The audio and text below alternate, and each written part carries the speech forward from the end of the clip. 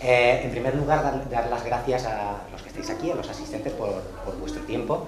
Por supuesto, a Sergio y al equipo de Lara por hacernos partícipes de estas jornadas, por involucrar a la Universidad de San Jorge. En definitiva, Santi y yo venimos aquí en representación de la que es nuestra casa, de la Universidad de San Jorge, en calidad de responsables de las dos titulaciones que tienen una relación directa o indirecta con el know-how de Lara, ¿no? Con el área de arquitectura por mi parte y el área de diseño por parte de Santi.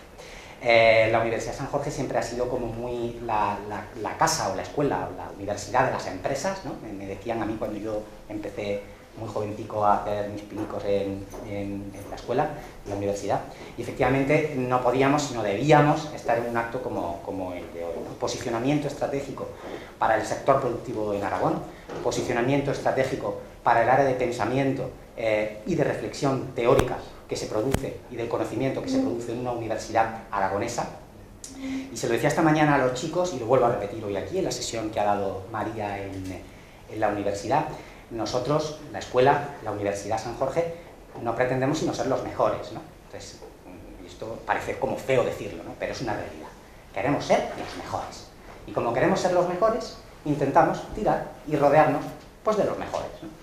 Y cuando Sergio me planteaba la posibilidad de a quién podíamos invitar desde la Universidad de San Jorge, que verificara el espíritu crítico, la forma de trabajar de nuestra institución, pues pensé en, primero, una persona activa, una persona creativa, una persona joven, una persona inquieta, una persona con proyección internacional, que además tuviese la posibilidad de hacer el bonito sortilegio de juntar los dos ámbitos de desarrollo de la escuela, el área de ingeniería, el área de, bueno, pues todo lo que tiene que ver con las cuestiones técnicas, el área de arquitectura, iluminación, estas cuestiones que van más allá del propio diseño en sí, ¿no? El área de arquitectura, no hay ninguna duda, y fundamentalmente nuestra niña bonita en la escuela, que es esta titulación que lleva 3 añicos, ¿verdad?, que es el grado en diseño digital y tecnologías creativas. Y pensé rápidamente en que teníamos que dar un giro de cintura a la inmediatez de traer a un gran arquitecto. Eso ya lo iban a hacer desde el Colegio de Arquitectos, eso ya lo iban a hacer desde la Universidad de Zaragoza o desde otros entes. Y entonces desde la Universidad de San Jorge apostamos por traer a una profesional de alto y de reconocido prestigio que nos posicionara en otro lado. Y es aquí donde metemos o involucramos a María Santos.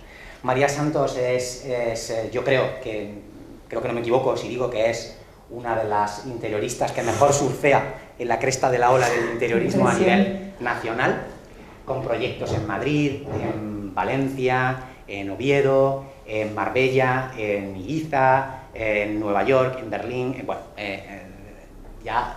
innumerables, ¿no? Me decía que llevan nada más y nada menos que 35 proyectos en desarrollo ahora mismo, una auténtica barbaridad para una oficina de tamaño medio, ¿no? Que cuando todavía no han dado una escala a ser una factoría de producción de proyectos.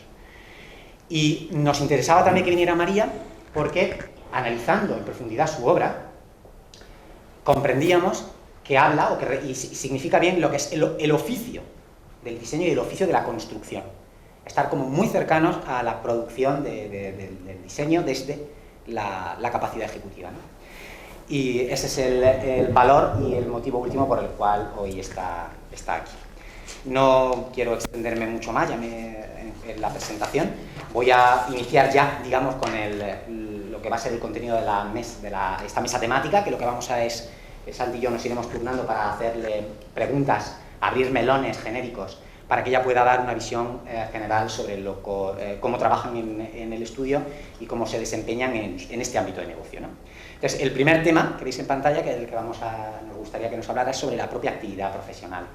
Las colaboraciones, cómo se trabaja en este segmento de negocio, la complejidad de la interacción con el cliente, la gestión de los encargos y muy particularmente por el tipo de producto que hace, el sector del lujo, ¿no? El sector del confort, ¿vale? Así que bueno, pues cuando quieras, María. Yo no sé si eso está demasiado fuerte, ¿no? ¿No? Bueno. Sí, no sé, me oyo yo demasiado fuerte, pero no me lo puedo quitar, ¿no? Lo he intentado. Bueno, pues muchas gracias por la presentación, la verdad es que me impactan esas palabras porque yo a mí misma no me considero ni en la cresta de la ola ni nada de esto, sino que al final somos un estudio pequeñito que intentamos hacer las cosas lo mejor posible, o sea que no me siento reflejada tanto en cómo me vendéis y me da un poco de vergüenza esta presentación, pero te lo agradezco mucho. Pues a ver, abriendo el primer melón, actividad profesional, o sea, lo más importante, nuestros proyectos son residenciales y el hecho de que sean residenciales ya hace que el trato con el cliente sea uno de los aspectos más importantes dentro de nuestro trabajo. O sea, queda muy feo decirlo que nuestro trabajo tiene un poco de psicología, porque mis amigas psicólogas me matan cuando digo esta frase, pero es verdad que nuestra labor es mucho escuchar al cliente, entender qué es lo que quiere y saber tratarlo. O sea, tenemos clientes que siempre decimos entre nosotras, es que es cliente que hay que mimarle, o sea, que muchas veces quedas con él y no tienes ningún asunto que debatir de su obra, sino escucharle, entender qué es lo que necesita, que te cuente sus problemas de sus hijos, de sus nietos, o sea, que al final eso forma parte de nuestro trabajo, de nuestro día a día, y es de los puntos que tenéis ahí casi el pilar más importante dentro de nuestra actividad profesional diaria, ¿no? Que es la cercanía con el cliente, entenderle y conseguir que se abra a nosotras, porque al final estás haciendo su casa, es que es una cosa tan íntima, es el ámbito más personal que tenemos todos, donde vivimos, entonces tenemos que entender todo de su vida y a veces da un poco de reparo, ¿no? Entrar tanto, y cuando haces la obra también pasa que sientes que la casa es tuya y estás acostumbrado a entrar y salir por la casa como de repente un día entregas la obra, entregas las llaves y ya te da como miedo entrar. No sé si os pasa a vosotros eso también, pero sí, no. Diría que de estos pilares, o sea, el más importante que habéis mencionado es la interacción con el cliente, que es fundamental. Luego, en colaboraciones, no sé... Los encargos, cómo llegan los encargos, ¿no? La gestión de encargos. Bueno, pues... Este tipo de cargos tan singulares que tienes. Normalmente es sobre todo el boca a boca, o sea, hay que hay que terminar siempre bien con todos los clientes porque nuestro trabajo va del boca a boca. O sea, si tú lo haces bien con un cliente, te va a recomendar. El boca a boca es lo fundamental. Y luego, hoy en día, ayuda mucho las redes sociales. O sea, yo que esto me da como un poco de vértigo y siempre intento ser más reservada, la realidad es que las redes sociales confieso que me han ayudado mucho y que también hacen que la gente nos vea más cercana y conseguir que la gente se abra más a nosotros, que también es importante. Procesos de trabajo, ¿cómo nos organizamos en el estudio, por ejemplo? Como has dicho, tenemos muchos proyectos abiertos, entonces... Los embarazos que tenéis ahora, ¿no?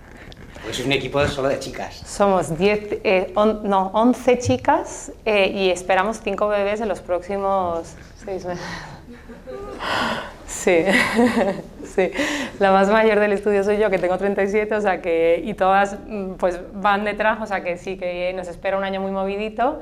Pero es algo que que aceptamos y que, bueno, pues que hay que convivir con ello, y yo creo que esto también está feo decirlo, pero que las mujeres, y más cuando son madres, son muy válidas, nos volvemos muy resolutivas, intentamos sacar todo el trabajo de forma muy rápida, y esto, bueno, pues creo que al final es una cosa positiva, o sea, no me lo tomo como algo negativo, no me da miedo, pero es verdad que nos esperan unos meses un poco complicados.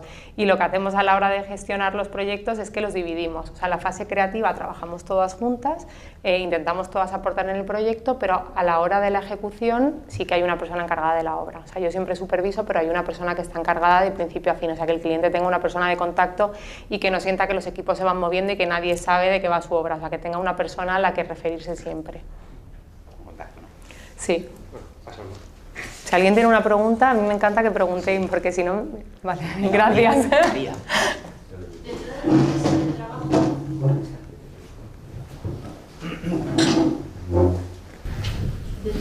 Bueno, en primer lugar, muchas gracias a los tres por invitarnos a esta charla. Creo que es muy fructífera para todos los estudiantes de la Universidad de San Jorge y para todas las personas, el público en general que ha asistido. Me gustaría preguntarte, en ese proceso de trabajo que estabais conversando, pues un poco también si necesitáis algún perfil externo, fotografía, u otro ámbito, alguna disciplina que también tengáis que repercutir, ¿no? Que yo creo que el trabajo colaborativo es muy importante, ¿no? Para que se generen proyectos aparte de las propias personas que están dentro de vuestro despacho. No, totalmente. O sea, dependiendo del proyecto, contamos con gente externa. O sea, por ejemplo, la fotografía que has mencionado al principio, todas nuestras fotos las hace una persona externa al estudio. Cuando es obra nueva contamos siempre con un arquitecto con el que colaboramos, los jardines los contamos siempre con algún paisajista, o sea, sí que contamos con gente y yo creo que es fundamental porque la realidad es que no todos, o sea, cada uno sabemos de lo nuestro, nosotras podemos controlar bien todos los aspectos del interiorismo, pero no controlamos lo suficiente de jardines para hacer un jardín perfecto, ni tenemos el conocimiento para hacer una casa de cero con la estructura. Todas las licencias, por ejemplo, de obra lo tenemos externalizado con un equipo que siempre es fijo, o sea, tenemos nuestra gente con la que colaboramos, no somos constructora, la constructora también es externa, o sea, tenemos la gente con la que colaboramos siempre, que intentamos que sean siempre los mismos, porque esto facilita también el proceso de trabajo, la confianza que hay, pero sí, por supuesto, es fundamental contar con gente externa, nosotras no lo podemos hacer todo. La portada de la revista que decías antes, ¿no? La fotografía, justo. ¿Cómo te da un salto de escala? Esta mañana he contado que una de las formas que nosotras hemos mejorado, o sea, la visión que tiene la gente en nosotras como estudio, pues nos ayuda mucho a que nuestros proyectos están fotografiados por una gran fotógrafa. Y contaba esta mañana que cuando abrí el estudio y no tenía presupuesto, hice mi lista de con quién me encantaría colaborar, pues la número 1 de la lista era Montse Garriga. Montse Garriga a día de hoy pues es una muy buena amiga, nos vemos todas las semanas, hablamos muchísimo y ha fotografiado el 98% de mis proyectos. En su día no me la podía permitir, pero en cuanto tuve la opción de poder contratarla, la contraté y desde entonces siempre juntas, o sea que sí, que es fundamental contar con gente mejor que tú, siempre para aprender, para seguir aprendiendo y que te ayuda a mover, o sea, Montse, como es una fotógrafa internacional, pues todos los proyectos los ha ido moviendo por sus agencias y esto nos ayuda mucho también, sobre todo para los proyectos internacionales. Gracias. Pues continuamos. María, otro tema que nos apetece sacar, ¿no? Y que nos cuentes un poco tu visión es, bueno, lo hemos nombrado aquí como especificidad del espacio interior, ¿no? Y queríamos ver cuál es tu percepción respecto a lo que es artesano, lo que es industrial, ¿no? Porque hablas de la sintonía con el cliente, ¿no? De ponerse en el papel del cliente, en hacer un proyecto a medida, ¿no? Entonces, ese a medida, ¿hasta dónde se puede llevar, ¿no? ¿Hasta dónde, con los oficios que hay, con...? Pues, o sea, yo tengo mucha debilidad por la artesanía, pero estamos pasando una crisis en España con los oficios. O sea, yo cuando sale este tema siempre digo que cómo es posible que en Alemania existan escuelas de carpintería y que se apunte, o sea, que aquí en España el que quiere ser carpintero es porque no ha llegado a la universidad.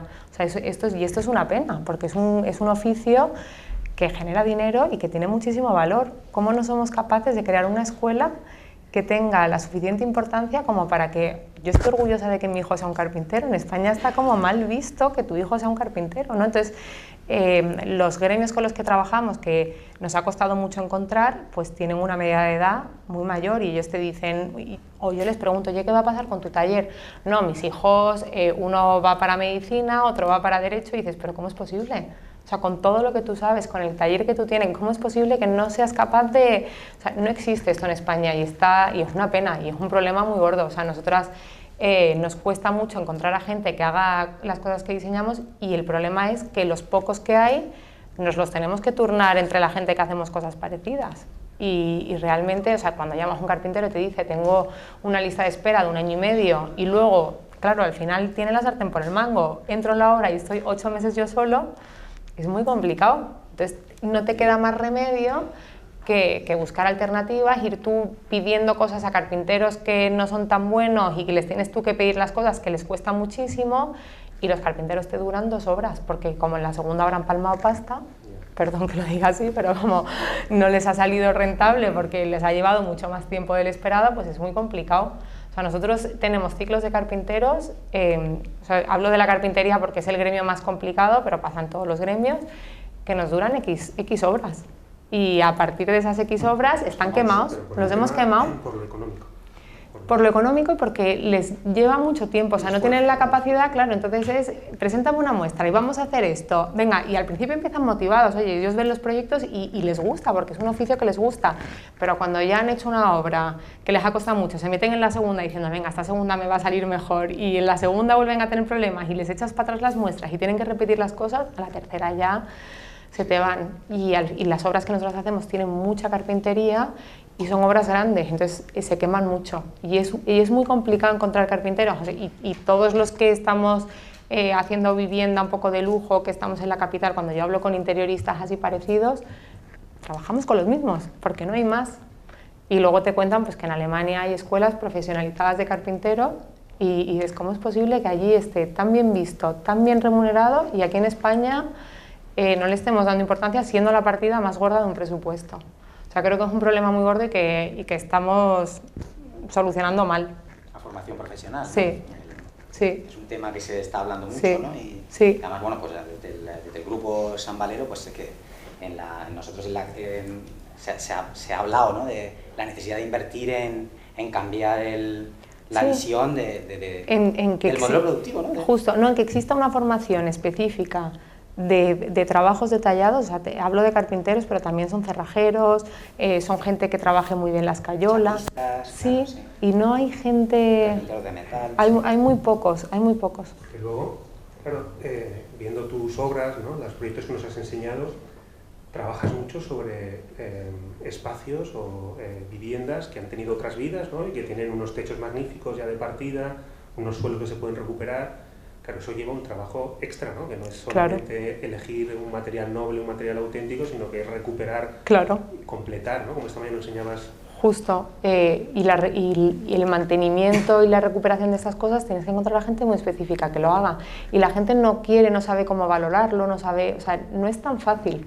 O sea, nosotros ya tenemos como nuestros grupitos de gente que siempre repetimos, pero esto también nos hace muchas veces tapón en las obras, porque no se pueden dividir y no hay más.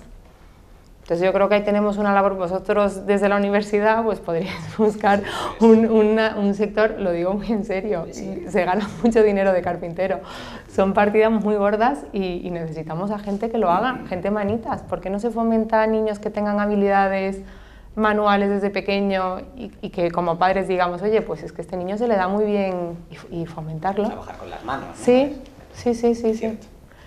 Sí, me da mucha pena.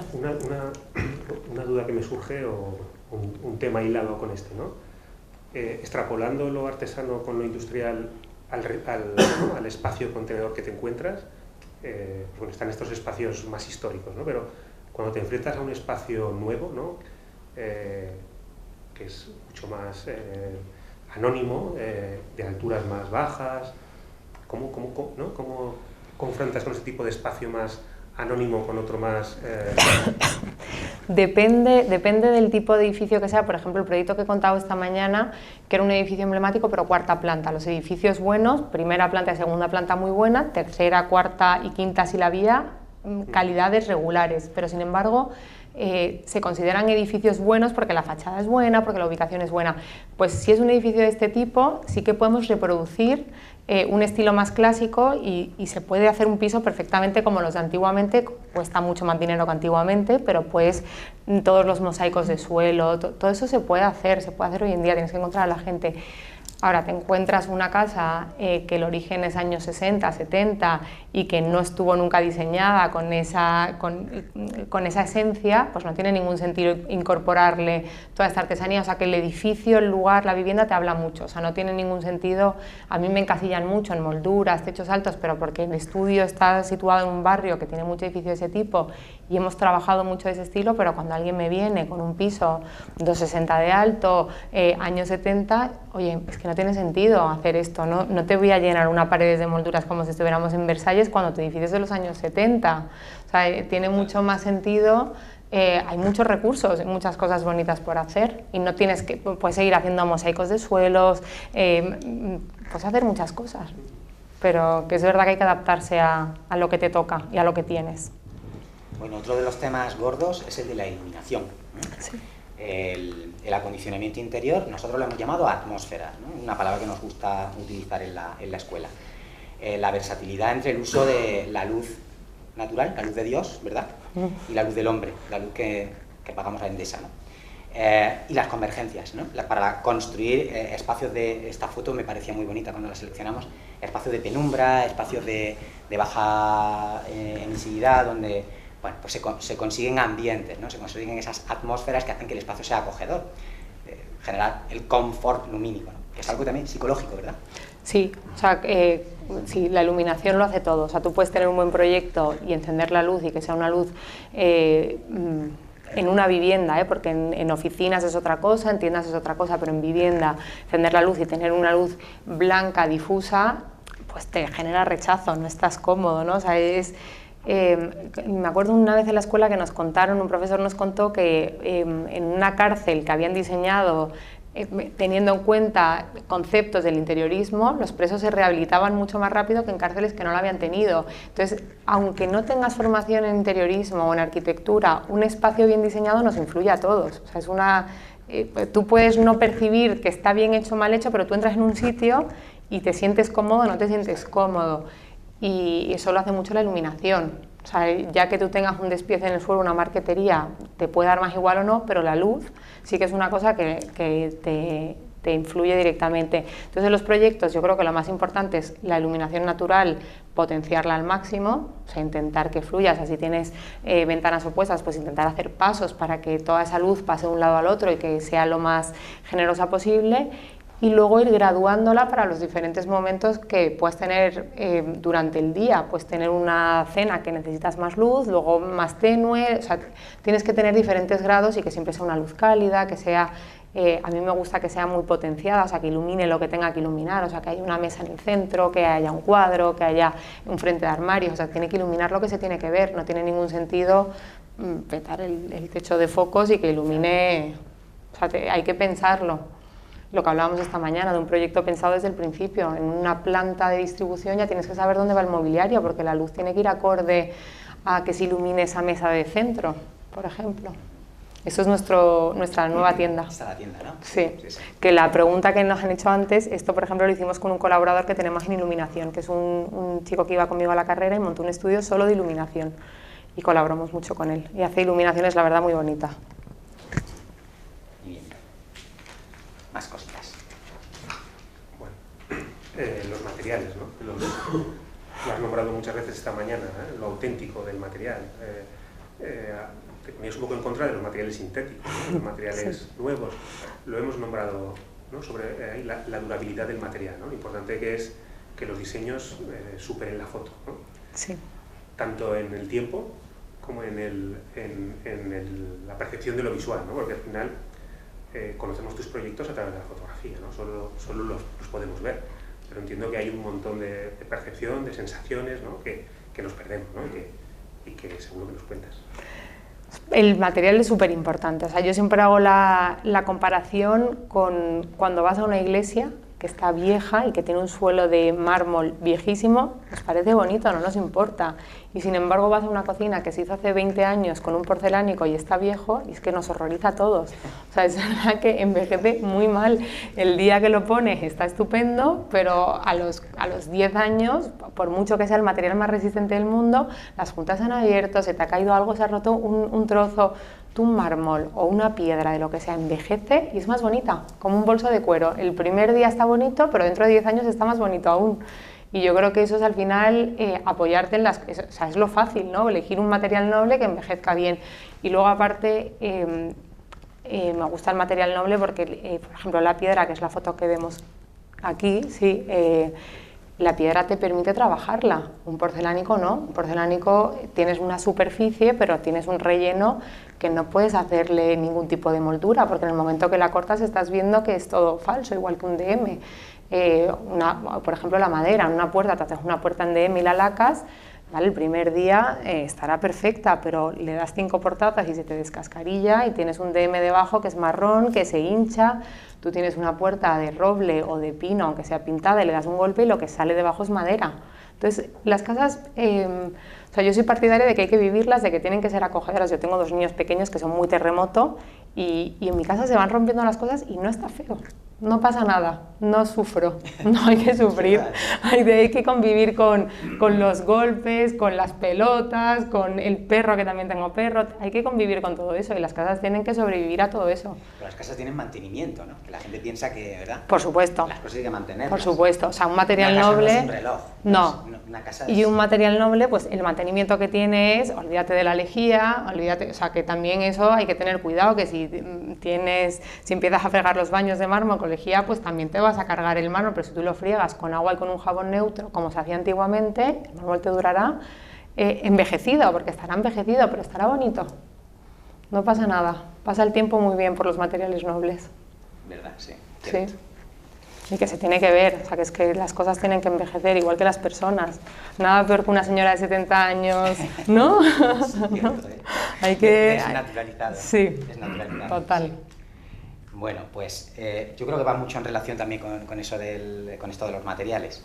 Lo natural y lo que es artificial, ¿no? Un tema también importante cuando nos estamos ejerciendo o tomando decisiones sobre el propio diseño, y nos parece que puede ser bonito o por lo menos pedagógico para los chicos hablar de las naturalezas, ¿no? de cuando el interior o el exterior sale dentro y viceversa, ¿no? A mí me hace mucha gracia lo de plantas de interior o plantas de exterior. Todas las plantas son de exterior, Total. No hay plantas de interior, ¿no? Vivirán mejor o peor dentro de la casa, Sí. si las riegas o si las... Claro. No hay plantas de interior, No. no, las plantas son de exterior. Totalmente. Pues como la definición del interior o de los espacios volcados hacia adentro, pues a veces son efímeras, ¿no? Porque hay elementos que están vivos, ¿no? Sí. Pues estas cosas, ¿no? Sí, o sea, la importancia de la relación interior y exterior, si te la puedes permitir, es lo mejor que puedes hacer, abrirte todo lo máximo al exterior y que el exterior entre en la casa es siempre un acierto. Sí, o sea, es que aquí tampoco tengo gran cosa que aportar porque es que no hay otra opción para mí, o sea, salvo que vivas en... Bueno, los árabes lo hacían muy bien, que se cerraban hacia la fachada y se abrían hacia patios, o sea, que depende... de la Alhambra, ¿no? Es que sí, Alhambra por ejemplo, pero te estás abriendo también hacia una zona exterior. Y luego en cuanto al verde, esta foto que es de nuestra tienda, hemos abierto una tienda debajo del estudio y esto pues... nunca tuve intención de abrir una tienda, la realidad es que nunca tuve intención de abrir una tienda, pero un día salía del estudio y estaba la puerta abierta y era un piso de una señora que había fallecido y había dejado la casa tal cual, o sea, era una señora que había fallecido de cáncer y estaban hasta las pelucas, o sea, era todo tal cual. Y el portero me dice, no, es que esta casa es un horror y fíjate, entonces vamos a llamar, porque es de una fundación, y me dice, vamos a llamar a un constructor que ha venido, la va a partir en 3 viviendas para alquilarla para estudiantes. Y yo, perdón, ¿cómo que os vais a cargar esto? Unos papeles pintados preciosos, unas molduras antiguas, todo súper decadente. Digo, no, espera, que esto lo tenemos que recuperar. Y me quedé con el local no por abrir una tienda, sino por la pena de pensar que iban a poner un falso techo a eso registrable, con 3 viviendas enanas, con un porcelánico barato, y pensé, prefiero quedármelo yo. Y aquí lo que hicimos fue dejar el piso tal cual. Y el concepto era pensar que era una vivienda del siglo pasado que había quedado abandonada y que se la había comido la naturaleza. Y por eso toda la tienda contratamos a Inés Urquijo, que es una florista estupenda, que siempre que necesitamos algo de flores se lo encargamos a ella, y nos hizo una instalación que era esa naturaleza invadiendo toda la tienda, o sea, todo el piso, y es una cosa muy bucólica, muy especial, y es un poco pues lo que hablábamos de la conexión interior y exterior. Es que no hay... El paisaje dentro de la vivienda. Sí, no hay nada más bonito, también... sí, que cuando ves estos tejados antiguos que le van creciendo flores al tejado, ¿no? Esto es bonito, esa naturaleza que va comiéndose la arquitectura, pues me parece como muy sugerente, y fue lo que intentamos hacer en esta casa. Toda esa instalación, que el día de la inauguración estaba increíble, ahora se ha secado, han desaparecido las flores frescas que estaban muy bonitas y se ha quedado un esqueleto verde que si pasáis por Madrid os recomiendo ir a verlo porque es que es muy chulo. No vendemos casi nada porque todo el mundo que viene, la gente llama y dice, ¿puedo comprar entradas? Digo, no, compra algo, compra un jarrón, compra, que no es un museo. Pero es verdad que es un espacio que la gente viene a cotillear, viene, se sienta, porque es apetecible. O sea, nosotras mismas montamos reuniones allá abajo porque es un espacio, eso, o sea, nunca tuve intención de abrir la tienda, pero es que era tan bonito el espacio que digo, esto hay que aprovecharlo. Y metimos la naturaleza adentro. Que es justo el punto siguiente, que me he adelantado. Jardines, ya ahora pero bueno, como hemos hablado de interiores que evocan exteriores, ¿no? También te has enfrentado a veces a espacios exteriores que pasa lo contrario, ¿no? En los que para acotarlos o para acondicionarlos, pues les das un toque más de interior, ¿no? O los amueblas de alguna manera. Sí. Esta dualidad entre lo interior y lo exterior exterior y lo exterior interior, ¿no? Porque ya... Sí, o sea, aquí nosotras jardines no tenemos suficiente conocimiento, pero en los proyectos que hemos hecho con jardines lo que hemos hecho es colaborar con paisajistas, que hemos tenido la suerte de colaborar con paisajistas estupendos, que aprendes muchísimo de ellos, y al final aquí sí que tienes que tener una conversación constante, porque el límite entre lo que tú proyectas en el interior o lo que pasa, por ejemplo, en un porche, tiene mucho que ver, o en una casa, la visita de obra que tengo mañana, que es una unifamiliar, pues mañana viene el paisajista porque toda esa escalinata de acceso, todos los suelos los hemos diseñado nosotros, pero nos tenemos que coordinar con el paisajista para ver qué dimensiones tienen que tener las jardineras que abrazan esa escalinata de entrada. O sea que al final la línea entre el interior y el exterior siempre es muy fina, y nosotras colaboramos con paisajistas porque no tenemos la suficiente formación como para desarrollar un jardín, no a lo mejor por estética, porque perfectamente puedes decir, oye, me encantaría aquí un árbol y aquí esto, sino también porque para hacer un buen jardín tienes que tener un conocimiento de qué se da bien, qué mantenimiento tiene, o sea, son muchos aspectos. Y como preguntaban antes, es que es fundamental rodearte de gente buena, porque si no nos quedaría un churro. Yo un poco, a la colación de lo que dice Santi, es verdad que ha evolucionado mucho esto en el mundo de las carpinterías, muy particularmente en el mundo de las carpinterías de aluminio, sí. Las ventanas, con el perfil enrasado, donde ya no hay un filtro físico de separación entre un lugar y otro, ¿no? De continuidad de materiales. Sí, incluso meter la ventana en el muro. La ventana enrasada en el muro, o perfiles que son finísimos para que la visión lejana, ese vídeo de allí, ¿no? Desaparece. La carpintería, sí. el mástil del perfil desaparece, ¿no? Entonces, hay como puntos de transición, o no lugares, ¿no? Pero que permiten darle valor al interior, sí.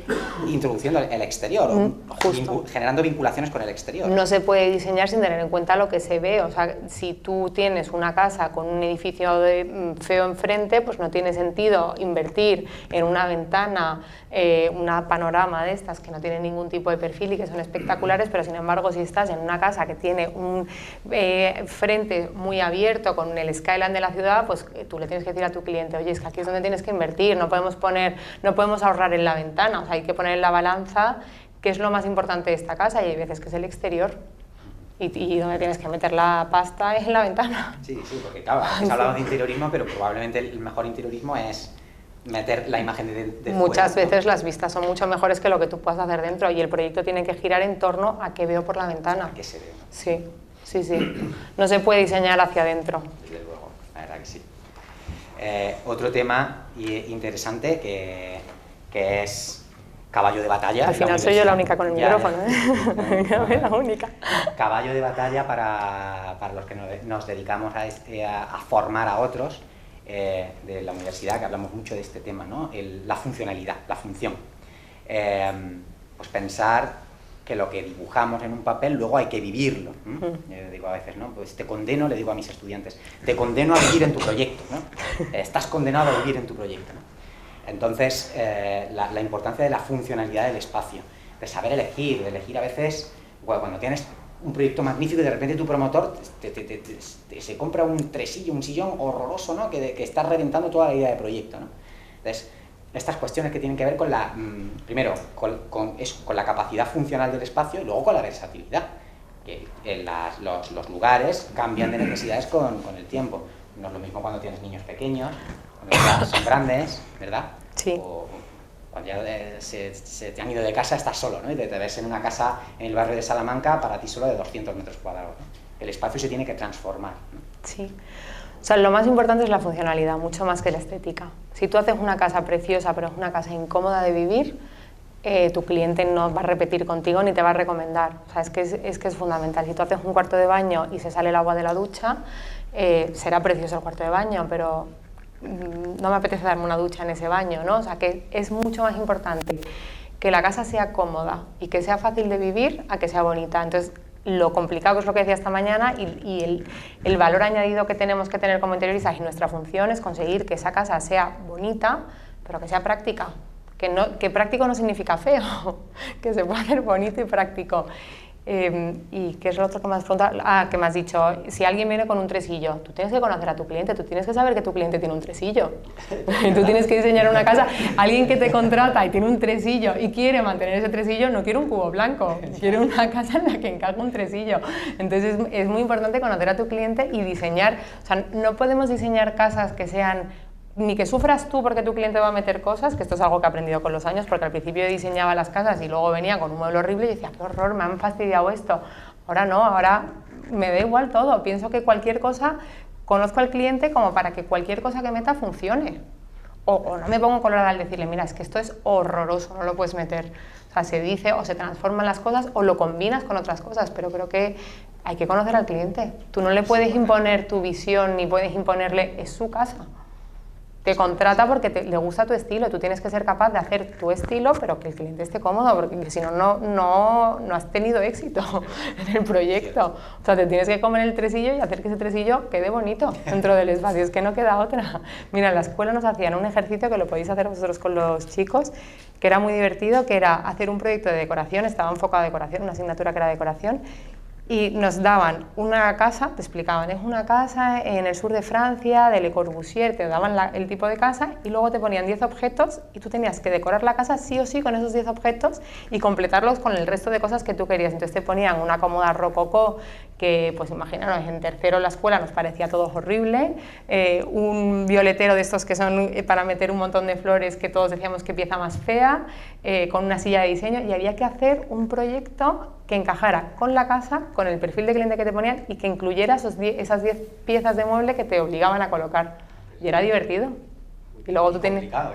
Bueno, a mí me divertía mucho ese ejercicio, me lo pasaba muy bien y yo creo que la vida es eso. O sea, bueno, la vida, nuestro trabajo es eso.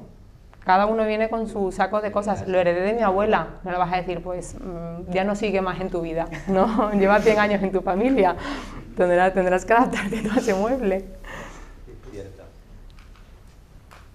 ¿Y en la escuela os hablaban del dinero, de lo que cuestan, no, del precio? No. Porque nosotros no solemos hablar de eso. No, pues... Es algo que nos echan en cara habitualmente sí. los alumnos cuando salen. Que lo disfruten, porque luego llega la realidad y la realidad no es tan divertida. Con respecto a esa realidad, ¿no? Sacamos este tema, ¿no? De lo que cuestan de verdad las cosas, ¿no? Mucho. Y que claro, al final te tienes que plantear el presupuesto como un material más. Tengo, bueno, a priori... Pues, es una limitación. Claro, por un lado, cuando te llega un cliente y te dice cuánto me va a costar la reforma sin haber hecho una línea, dices, bueno, entiendo que ahí, de tu experiencia y de tu bagaje, pues te manejarás unos ratios, ¿no? Que puedes orientar y puedes... Justo. Pero claro, al momento en el que le dices algo ya te comprometes, ¿no? Te comprometes con esa cantidad y siempre pasan cosas, ¿no? Siempre hay imprevistos. Bueno, al cliente cuando llega, claro, tú no has dibujado una línea, tú no sabes lo que va a costar, porque no es lo mismo poner un mármol blanco travertino que hemos hablado esta mañana que poner un crema marfil que lo tienes en todas las canteras. El precio es diferente, entonces si tú no has dibujado una línea es muy difícil decir cuánto va a costar. Tampoco sabemos, sin haber dibujado nada, si va a haber 50 puntos de luz y van a ser con un modelo de foco tal, o si van a ser otro modelo de foco más sencillo y 20 puntos de luz. O sea que hasta que no dibujas el proyecto no sabes cuánto vale. Pero por experiencia, con todos los proyectos que has hecho, con unas calidades similares, pues se saca un ratio. Oye, pues la obra te va a salir por metro cuadrado entre esto y esto. Yo ese margen lo dejo bastante abierto y ahí el cliente ya ves cómo respira, que si no parpadea y te dice que nada, pues ya sabes que te puedes ir al límite más alto. Si ves que se asusta un poco, pues ya sabes que tienes que ir como más para el límite bajo, pero la realidad es que nunca vas a saber el precio hasta que dibujes el proyecto.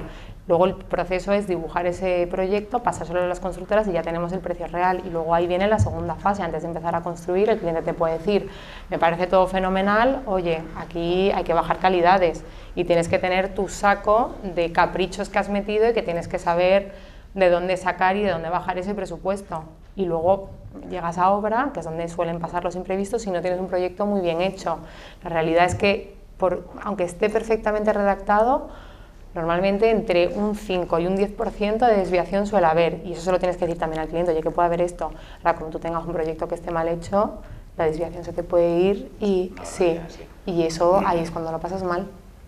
¿Y tienes aspectos que sabes que a esto puedo renunciar para...? Cada vez es más difícil, cada vez es más difícil, pero sí, en todos los presupuestos, cuando los recibimos, sabemos qué partidas podemos tocar. O sea, de primera siempre es un poco, en función de cómo ha respirado el cliente, pues siempre es como la carta a los Reyes Magos, pero una incluye más cosas y otra incluye menos, y siempre sabemos dónde tirar, pero es verdad que a partir de cierta bajada, o sea, al cliente desde el primer día le tienes que decir, oye, una obra en el estudio con las calidades, o sea, si tú lo que quieres es lo que tú estás viendo, las obras, a los clientes los llevamos a ver obras, si tú lo que quieres es esto vale tanto.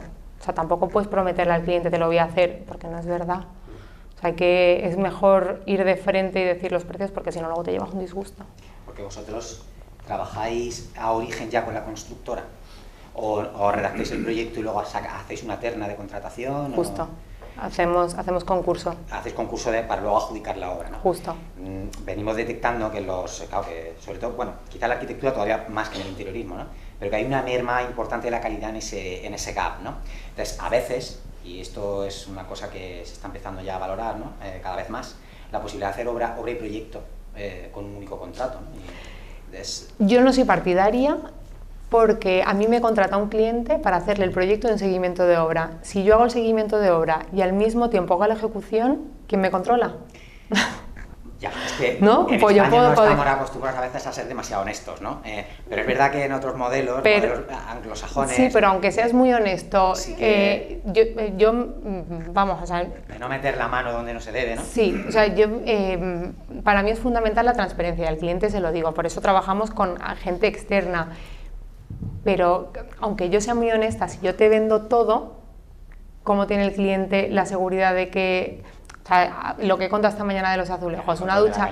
Control de calidad. Claro, una ducha que tuvimos que levantar, si yo he hecho esa ducha y mi cliente no se ha dado cuenta y mi margen está ahí, yo no lo voy a deshacer. Claro. O a lo mejor yo lo hago y me arruino, porque yo sería de las que me arruino, pero hay otra gente que no. Entonces yo creo que lo más transparente de cara al cliente es decir, mira, yo te hago el seguimiento de obra, a mí no me tiembla el pulso al decir esto lo rehaces. No, pero yo creo que es importante que hablemos también de precio y valor de las cosas, porque, joder, pues por eso, ¿no? Porque a veces los técnicos sufrimos en ese impasse. Bueno, primero que somos como culpables de todo, ¿no? Sí, porque eres la persona con la que el cliente se relaciona. Y luego, pues en ese impasse no te queda más remedio que verlas venir. Dice, bueno, pues al final la contrata ha cerrado en este precio, pues ahora tengo yo que rehacer para intentar encajarlo en ese valor, ¿no? Es muy difícil. Por eso yo empiezo a valorar la posibilidad de trabajar de una manera un poco más global. Es verdad que en España no hay tradición. Yo lo veo complicado. O sea, hay muchas empresas que te hacen proyecto y obra, pero yo lo encuentro... Los famosos llaves mano, ¿no? Que se dice vulgarmente. Yo lo encuentro turbio. O sea, generalmente, por desgracia, tenemos un sector basado en las comisiones, que sigue siendo... nosotros no cogemos comisión y cedemos los descuentos a nuestros clientes en mobiliario, pero pasamos unos honorarios más altos. O sea, yo prefiero cobrar de frente, oye, voy a invertir tantas horas, tengo este estudio, tengo este personal, te voy a cobrar tanto, que luego me dicen, es que eres la más cara. Digo, pero ya verás cómo luego te sale más barato. De hecho, hemos hecho una casa ahora para unos clientes que viven en Londres, 2 matrimonios, 2 parejas, y fueron a ver los 2 a otro estudio y a nosotras. Uno contrató al otro estudio y el otro nos contrató a nosotras. El otro estudio, presupuesto de honorarios más bajo que el nuestro. Final de la obra, su presupuesto de obra más caro que el nuestro y sus calidades mucho más bajas que las nuestras. El total de la obra, me decía mi cliente, me ha salido mucho más barato contrataros a vosotras, a pesar de que vuestros honorarios inicialmente eran mucho más altos que los otros. Pero es la transparencia. Oye, tú a mí me pagas lo que yo te pido que cubre mis horas, yo no tengo que estar luego haciendo chanchullos con la constructora de que esto encaja en tu presupuesto, no encaja. Al cliente le digo, hemos diseñado esta marquetería en el suelo, vale tantos euros por metro cuadrado, ¿lo quieres o no lo quieres? Pues me parece súper pertinente que hables de esto, porque bueno, a veces estas cosas lo decimos a los chicos, ¿no? Que tienen que saber, que tienen que valorar su trabajo, tienen que valorar su tiempo. Si ellos no valoran, no son los primeros, no sois los primeros que valoráis vuestra actividad, ¿quién lo va a hacer, no? Bueno, es que nosotros tenemos que cobramos por tiempo. O sea, al final nosotros damos servicio y el servicio es tiempo. Tú cobras por tu tiempo. No deberías cobrar ni por comisión, ni por materiales. O sea, tienes que cobrar por tu tiempo. Y tu know-how, lo que sabes, lo que puedes aportar al proyecto. Eso es mi filosofía, luego cada uno lo hace como quiere. Bueno, un tema escabrosillo, ¿no? El tema de las modas. El tema de las modas, las tendencias, ¿no? Y entonces aquí me gustaría que nos des tu opinión sobre la universalidad del diseño, ¿no? De las cosas que están bien, y han estado bien siempre, van a estar bien en el futuro, estuvieron bien en el pasado, y las cosas buenas del pasado están bien ahora y van a seguir estando. Ya lo has dicho tú. Entonces, bueno, en ese sentido me parece bonito porque tu trabajo creo que integra bien esos conceptos, ¿no? Yo conforme me han ido saliendo canillas, pues he ido valorando más ese valor de lo artesano, de lo que no pasa de moda. Las volutas, ¿no? Que cuando estábamos en la escuela, ¿no? Los hijos, los herederos del movimiento moderno, la tercera generación del movimiento moderno, ¿verdad? De Le Corbusier, todo blanco, todo, pues nos enseñaron en la escuela que eso está bien y todo lo demás está fatal, ¿no? Y con los años te vas dando cuenta y dices, no, es que, no, es que las cosas que se dan en el Renacimiento, ¿no? Los órdenes, el equilibrio, la proporción, la complejidad también creativa, ¿no? De darle ese sentido al acondicionamiento de los objetos complejos, ¿verdad? Sí. Pues vale también mucho, ¿no? Entonces, a veces nos dejamos llevar por las modas, las tendencias, ¿no? Pero vale lo que está bien hecho, igual que en mobiliario, o sea, una pieza antigua que has heredado, aunque no esté de moda, es buena y seguirá siendo buena siempre. O sea, que lo que has dicho al principio, lo que está bien hecho y lo que es bueno dura siempre. Da igual que sea de un estilo, que sea de otro, o sea, hacer las cosas bien, dentro de tu estilo, dentro de la tendencia que sea, pero hacer las cosas bien. Claro, lo que pasa que a veces luego la gente que no tiene el ojo entrenado no es capaz de verlo, ¿no? Dice, no, el cabecero de la cama de la abuela, bueno, el cabecero de la cama de la abuela es una mierda, ¿no? Pero, y parece que es, porque como tiene volutas, no sé qué, es igual que es, pues no. No, pues ahí tienes que contratar con un profesional y el profesional te tiene que decir, mira, este cabecero, el ojo entrenado, claro, este cabecero lo compró tu abuela en los años 50 y no es bueno, imita un siglo XIX pero no es bueno, tíralo a la basura, pero hace que el típico regalo de boda que dice, Dios, ¿dónde meto esto, no? Claro, pero dentro de eso hay cosas buenas y cosas malas, no todo lo que parece antiguo es bueno tampoco, o sea, que hay que filtrarlo muy bien, pero eso siempre contrata un profesional, o sea, o vete a un anticuario, o sea, alguien profesional que entienda, o sea, yo misma me apoyo, yo tengo un restaurador buenísimo, yo muchas veces compro muebles que me han encantado y no sé si son buenos o malos, o sea, hay veces que no diferencio bien y llamo a mi restaurador, oye Eduardo, he comprado una pieza que me encanta, pero no sé si es de verdad de época o no, que a ver qué es, y él me dice, pues mira, has comprado una joya o has comprado una cosa muy bonita, pero que no tiene más valor que el decorativo. O sea, que es que hay que apoyarse en profesionales, yo la primera. Bueno, María, para acabar la última, los objetos, que bueno, son los muebles, ¿no? No necesariamente solo los muebles, ¿no? Porque en tus fotos de tus obras hay muchos cuadros, muchas esculturas, muchos aparatos de iluminación, ¿no? Todos esos objetos, ¿cuándo se incorporan en el proceso de proyecto, ¿no? O cómo se producen tras un diálogo con el cliente, depende de cada caso, los eliges tú normalmente, tienes una serie de suministradores con los que trabajas habitualmente. Sí, o sea, nosotras los proyectos que hacemos son de principio a fin, o sea, los entregamos tal cual los veis en las fotos, a todos terminados. Hemos llegado a hacer proyectos en los que hemos entregado con la nevera llena, o sea, que entregamos y camas hechas, muchos. O sea, sí, o sea, en el estudio tenemos, de hecho ayer tuvimos una reunión con una clienta chilena, hermana de los de mi primer encargo, que no vive aquí, vive en Suiza, y ayer le sacamos el catálogo de sábanas para que eligiera, porque el día que venga, que la casa se entrega a finales de noviembre, le haremos las camas, porque ella viene con sus maletas como si llega a un hotel, o sea que estamos muy acostumbradas a esto.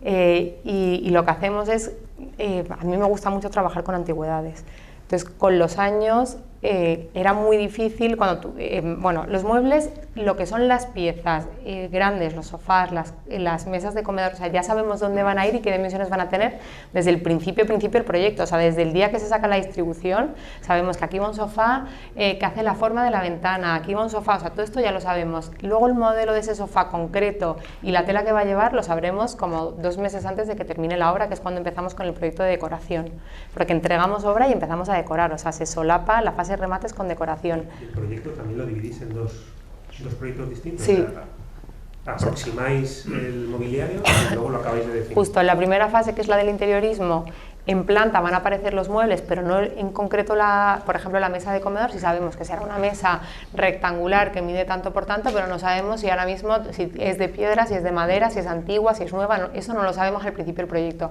Pero 2 meses antes hacemos un nuevo proyecto, que además en el estudio tenemos el equipo interiorismo y el equipo decoración, que son 2 personas diferentes, que solo tenemos a 2 que llevan esto, y ahí diseñamos una segunda fase del proyecto, que es la decoración, y ahí es ya donde definimos exactamente qué muebles son. A mí que me gustan las antigüedades y me gusta que las casas resulten O sea, no me gustan las casas de decorador que parece del Corte Inglés o que parece, ¿sabes? Que todo está tan perfectamente colocado. Me gusta que si el cliente no tiene una antigüedad o algo que ha heredado para que le dé alma a la casa, nosotros lo ponemos. O sea, para mí es fundamental que haya como mezcla de estilos. Entonces, con el tiempo he ido comprando muebles que me gustaban. Compramos hace 5 años una nave en Getafe donde íbamos almacenando todas estas cosas y por eso también surgió la oportunidad de la tienda, porque teníamos tantos muebles. Entonces, lo que hacemos es que muchas cosas se encargan a medida, sofás, cortinas, alfombras, y muchos muebles son los que tenemos nosotros en la tienda y fijamos un día de montaje y los llevamos y montamos la casa. O sea, dejamos la casa siempre terminada. Y solemos tirar mucho de nuestras cosas. Luego tenemos 3 o 4 proveedores externos o colaboradores con los que trabajamos y que nos ayudan a localizar las piezas que nos faltan, pero tiramos mucho de nuestros propios muebles. O sea, tenemos muchísimas cosas nosotros. O sea, tenemos una nave de 1000 metros llena de muebles hasta los topes. O sea, podéis venir cuando queráis, pero es como la cueva Alibaba. O sea, es mueble uno encima del otro. O sea, sí. Y luego el arte nos dejamos asesorar muy bien. Trabajamos con Carmen Reviriego, que ella es asesora de arte, y ella es la que hace toda la propuesta de arte de todas nuestras viviendas. Sí. O sea, nosotros podemos proponer a lo mejor a algún artista que nos guste, pero nos apoyamos mucho en Carmen y es ella la que guía al cliente para comprar. O sea, porque es que el arte es otra rama que hay que saber muchísimo. Sí, es verdad. Bueno, pues ya está, ¿no? Hemos acabado aquí nuestros 10 temas, pero puede haber 11, 12 o 13. A mí me ha parecido muy interesante y estoy seguro que alguno de los que están en la sala pues querría hacer alguna pregunta. Yo desde luego me atrevo con una directa, María, que sería preguntarte si te atreves, porque en estas semanas y la anterior se han producido una serie de ferias nacionales que son muy interesantes para ir a visitar porque nos ayudan a comprender las tendencias de mobiliario. En las Hábitat de Valencia, otra en este momento se está celebrando, que es Orgatec, y esta está dirigida al mundo de la oficina. También tenemos en Madrid Interhotel, que es otra también muy interesante, y Milán en mayo. Pero, ¿te atreverías a dar alguna pincelada de qué tendencia es la que se está ahora produciendo en las viviendas? O sea, lo mismo que los jardines verticales fue una tendencia, ¿ahora hay algo que estés por la labor de ofrecer? Es difícil porque ahora mismo las tendencias van tan rápido, o sea, yo creo que hay como muchas tendencias abiertas y que van pasando. Me lo han preguntado esta mañana en la entrevista a la chica esta y lo que le he dicho es que las tendencias que parece que se van a sentar más, fijarse pues por ejemplo en Zara Home, que lo está haciendo muy bien, y Zara Home se ha posicionado claramente dentro de una de las tendencias que es toda esta del Wabi Sabi, Axel Berwood, Vincent Van Duysen, y creo que esas, dentro de todas las tendencias que hay o que ha habido en el último año, porque han cambiado mucho y ha habido muchas tendencias, creo que esta es como la más... Porque al final uno de los grandes, como Zara Home, se fija en ella y apuesta tanto por ella que parece como que al final es de las que más se asienta, pero hay muchas tendencias, hay muchísimo, porque por otro lado también tienes la tendencia de la vuelta a los clásicos, que es un poco la que nosotras estamos trabajando más, pues que hay muchas tendencias. En Interhotel vamos a participar, nosotros hemos diseñado un stand este año.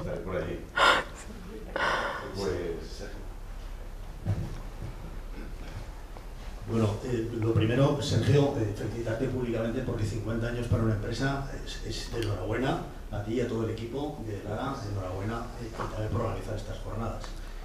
Bueno, yo me presento, mi nombre es Jorge Díez, soy el gerente de la Universidad San Jorge. Bueno, entonces te quería hacer una pregunta, María, agradecerte por supuesto tu exposición, agradecerte que hayas estado en el campus esta mañana. Gracias a vosotros. Entonces lo que te quiero preguntar, y esto como si no estuviéramos nadie de la San Jorge aquí, es ¿qué te ha parecido el campus? Desde me ha encantado. El diseño, las aulas... Me ha encantado. Fue una crítica, no sé, dinos algo. No, me ha encantado. O sea, yo vengo de la CHAM, con lo cual, claro, he alucinado. Es que no tiene nada que ver, o sea, todo tan abierto, todo... Bueno, y luego que es una universidad tan pequeña, que también es muy agradable. Me ha gustado muchísimo. La verdad que me ha dado envidia. He pensado que envidia estudiar aquí.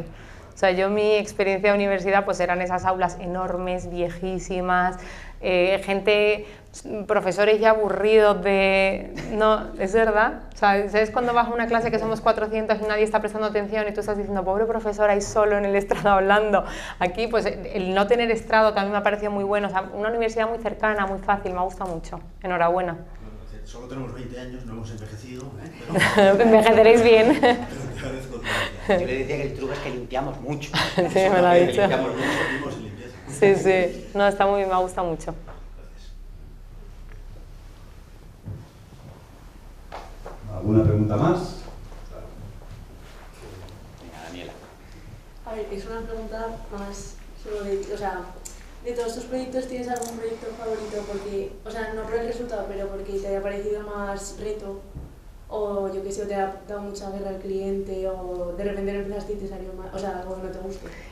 Cada proyecto nos ha aportado algo y siempre, o sea, cada proyecto tiene su parte buena y su parte mala, y generalmente todos los proyectos, salvo 2 malos que hemos tenido, que también hemos tenido, siempre hablo que tengo clientes maravillosos, solo he tenido 2 malos, pero los 2 malos que he tenido valen por 100 malos, o sea, la verdad es que me han tocado 2 muy malos, pero el resto han sido todos muy buenos. Y ahora, por ejemplo, es verdad que tenemos un estilo que ya hemos explorado muchísimo, que es el del clásico, que pues cuando nos encargan un piso de estos, pues sí, lo disfrutas y lo haces rápido, pero cuando nos sale un proyecto un poco diferente, el tiempo que tienes que invertir en la creatividad también es bonito. O sea, por ejemplo, ahora estamos haciendo una casa colonial en República Dominicana, que ha sido estudiar mucho el estilo colonial, el tipo de casa allí, cómo se abren al exterior, que también lo hemos hablado, que es muy diferente aquí. Eso estamos ahora en obra y ha sido un proceso muy bonito. O sea, hemos estado 6 meses investigando mucho. Ahora quizá empecemos un proyecto de un palacio en Qatar inspirado en la Alhambra, que va a ser otra vez un reto creativo muy importante. Llevamos 3 años con un proyecto de un chateau en el sur de Francia, que también ha sido una investigación brutal, porque además todo lo que querían tenía que ser antiguo, o sea que ha sido como mucha investigación de encontrar todos los suelos recuperados, las puertas recuperadas, chimeneas antiguas.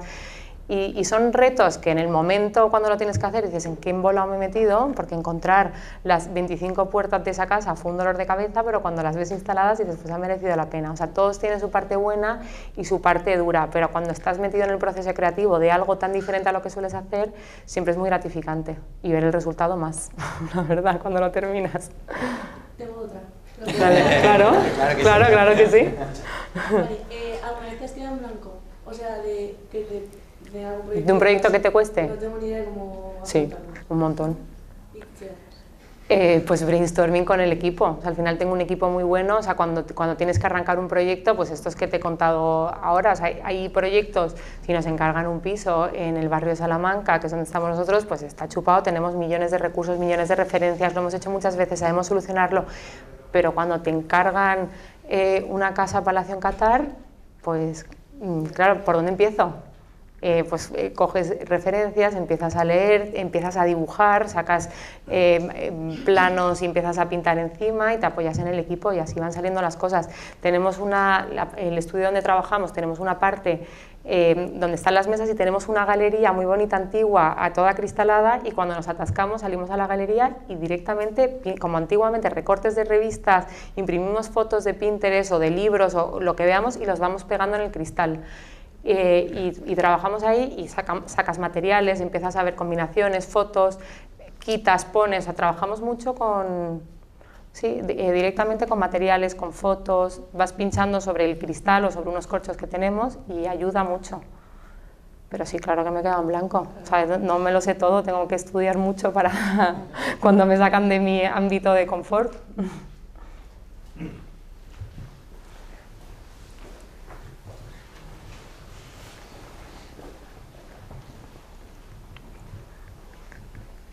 A mí me gustaría saber un poco cómo ha sido tu evolución profesional, un poco el cómo empezaste, el desarrollo, un poco hasta conseguir donde estás actualmente.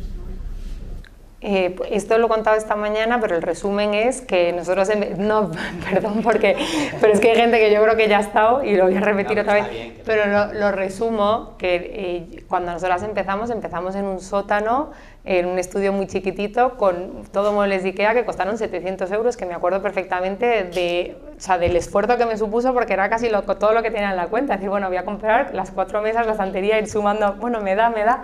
Y eso, pues los primeros proyectos fueron restaurantes chinos hicimos un almacén de disfraces en Cobo Calleja, o sea, no fue nada glamuroso al principio, o sea, el restaurante chino que nos encargaron en Getafe me costó más dinero a mí de lo que me pagaron, o sea, solamente en la gasolina de ir hasta allí ya había invertido yo dinero en ese restaurante, o sea que los inicios no fueron nada glamurosos, pero tuve la gran suerte de que, pues perdona a los que ya habéis estado esta mañana porque no voy a repetir, me llamó un señor que conocía yo de Marbella y me dijo, tengo unos clientes que quieren comprar un piso, puedes ir tú a medirlo. Fui a medirlo y en vez de mandarles el plano, les mandé una propuesta completa sobre esa casa y mi sorpresa fue que 2 días más tarde recibí un email diciendo, nos ha encantado, puedes venir a Chile a contárnoslo en persona, que igual te contratamos. Y me crucé el charco a vender ese proyecto y ese fue prácticamente el primer proyecto de reforma de vivienda que yo hice. Y pues me estrené con un cliente que tenía casas por todo el mundo,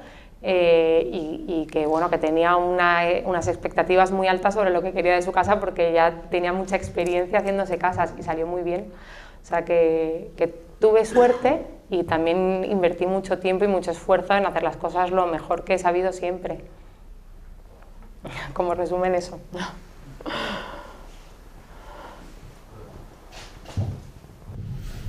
Yo te quería preguntar, y dando un poco esa pregunta, ¿de dónde sacas esa motivación, ¿no? Un poco para seguir adelante, ¿no? Porque has dicho que tienes, o sea, que has tenido altibajos, ¿no? Problemas y tal, y que no, a veces tienes que no te salen los proyectos y tienes esta atasca, ¿no? Y esa era un poco la pregunta, ¿no? ¿Cuál era tu motivación para seguir un poco adelante?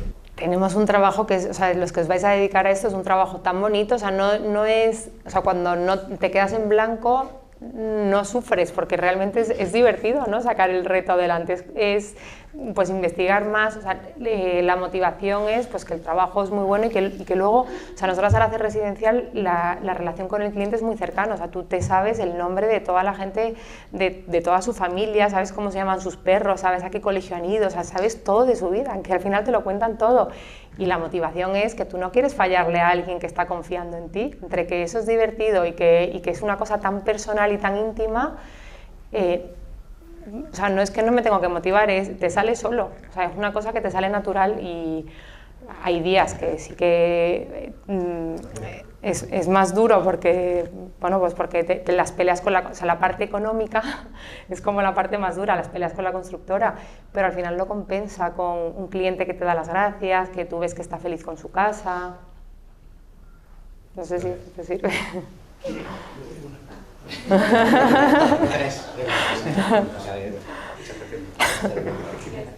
María, yo te iba a decir, has dicho antes un poco que tus amigas psicólogas te decían que tú decías de psicología.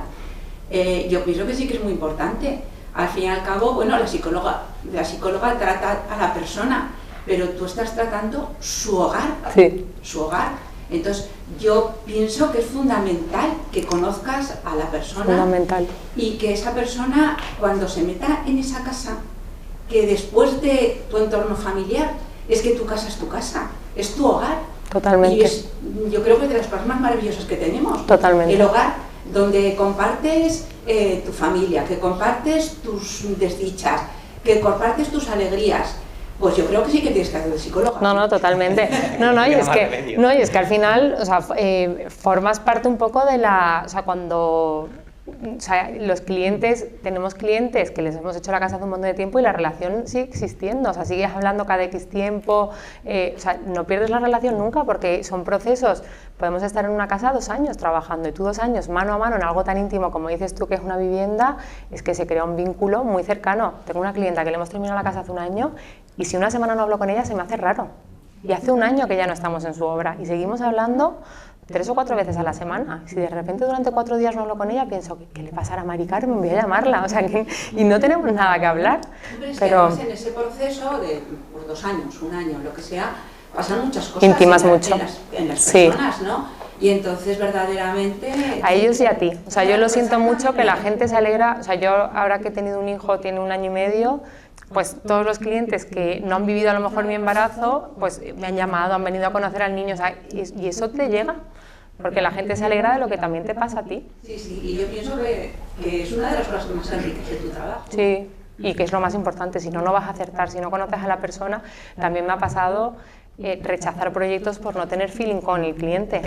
También te iba a preguntar eso, Sí. era muy difícil. Has dicho que tenías 2 clientes No, muy... tuve 2 muy malos, pero generalmente he tenido, y fíjate que uno de los malos, en la primera reunión ya sentí que había algo que no cuajaba, pero sí, yo cuando me viene alguien y me dice, es que, ¿por qué contratarte? Digo, bueno, contrátame si quieren contratarme porque te sientes cómoda conmigo, porque me vas a contar todo de tu vida. O sea, que si no tienes tu feeling conmigo, no hacemos nada aquí tampoco. O sea, es muy importante que haya una obra y hay que ser muy empático. Por eso, que también tiene su parte mala, porque tienes que contestar al teléfono un viernes por la tarde, un sábado, un domingo. O sea, al final ellos te meten en su vida y tú tienes que aceptarlo. O sea, no es un trabajo de tal hora a tal hora, sino que al final empiezas a formar parte de todo. Pero bueno, es bonito. Bueno, mi pregunta también iba un poco relacionada. Claro, estás hablando de que es tan importante la comunicación con el cliente. ¿Vosotros dentro del estudio tenéis algún procedimiento, algún protocolo integrado de qué pasos tienes que dar con cada cliente, cuántas reuniones, cada cuánto vais a establecer esa comunicación, o sale de forma natural? Sale de forma natural. Lo que sí tenemos establecido es durante la fase de obra, las visitas de obra mínimas que se van a hacer durante toda la ejecución de la obra. O sea, si todo va bien se hace mínima una vez a la semana, que suelen ser más, pero sí se establece que hay un mínimo de visitas de obra, pero luego la comunicación con el cliente es que es constante. Por eso es muy importante dividir los proyectos y que haya una persona encargada de cada proyecto, porque imagínate que si tenemos 31 proyectos abiertos, que me llaman a mí los 31 a todas horas, sería imposible.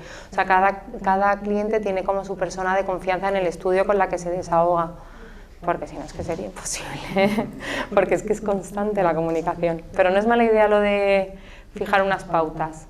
Y eso también hilaba una pregunta que creo que me has hecho tú esta mañana de cómo contratamos, y que yo contrato, me fío mucho más de contratar a gente que yo vea que tiene los mismos valores, la misma educación, porque es súper importante la comunicación con el cliente. Entonces, si alguien es estupendísimo en su trabajo, pero yo veo que no es alguien empático, yo no me siento cómoda dejándolo esta persona que trabaja para mí, que al final es la imagen del estudio con un cliente. O sea, es muy importante que toda la gente que trabaja con nosotros, es que si conocieras a las niñas del estudio, son todas amorosas. O sea, que al final esto también es verdad, es que vienen muchos clientes que me encanta venir al estudio porque todo el mundo está alegre, y es que es fundamental esto.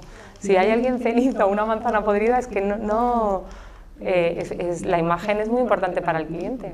Y vaya en sintonía, ¿no? Es también vuestro valor. Ellas. Sí, mira qué cara de simpáticas tienen. Sí, gracias.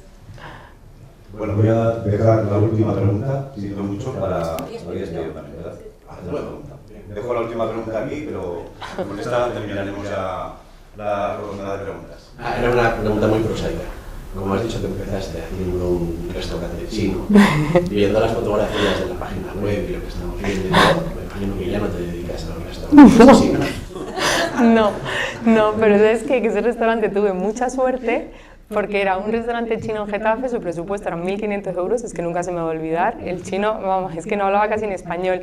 Y tenemos la gran suerte de que al hacer las demoliciones levantamos lo que tenía en las paredes, que era una cosa horrible, y debajo el restaurante que había habido anteriormente había hecho unos panelados en latón preciosos.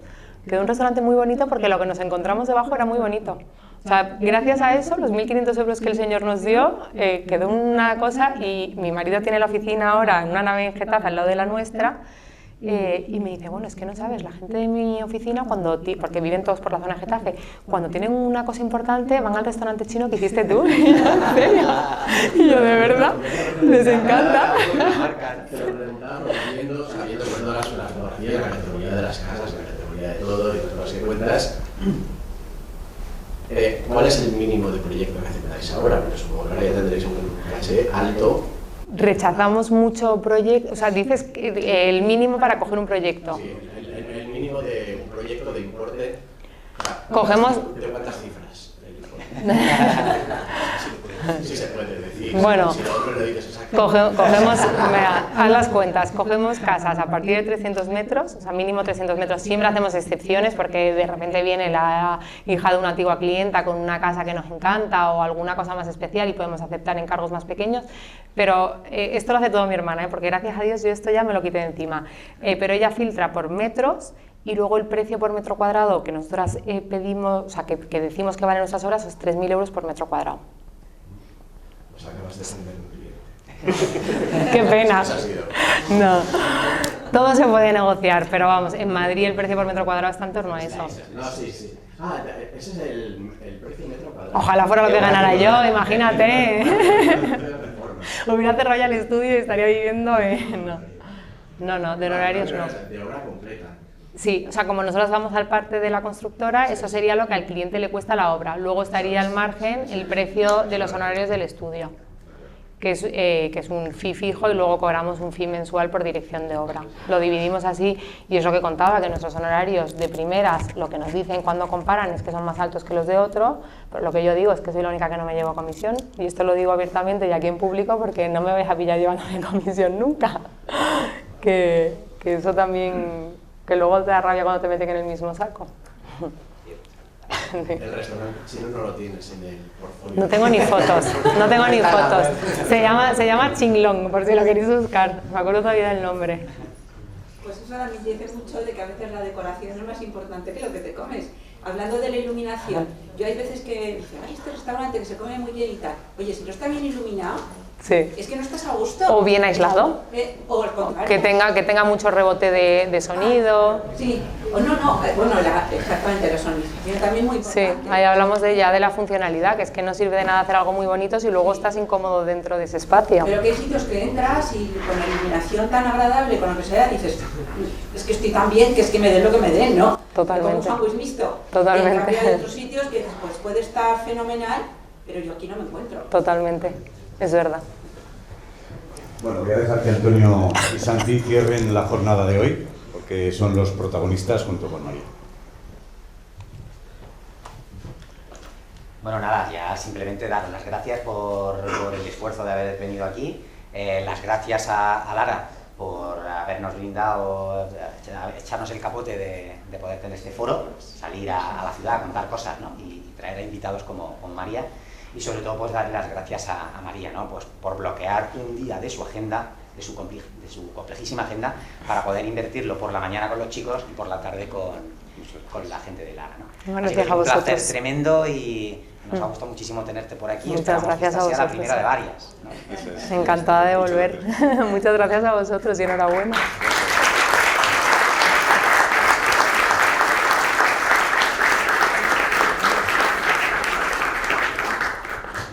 Pues ahora básicamente os ofrecemos aquí un pequeño corner, si os apetece tomar un refresco, pues está a vuestra disposición este espacio para que lo disfrutéis. Muchas gracias. Muchas gracias.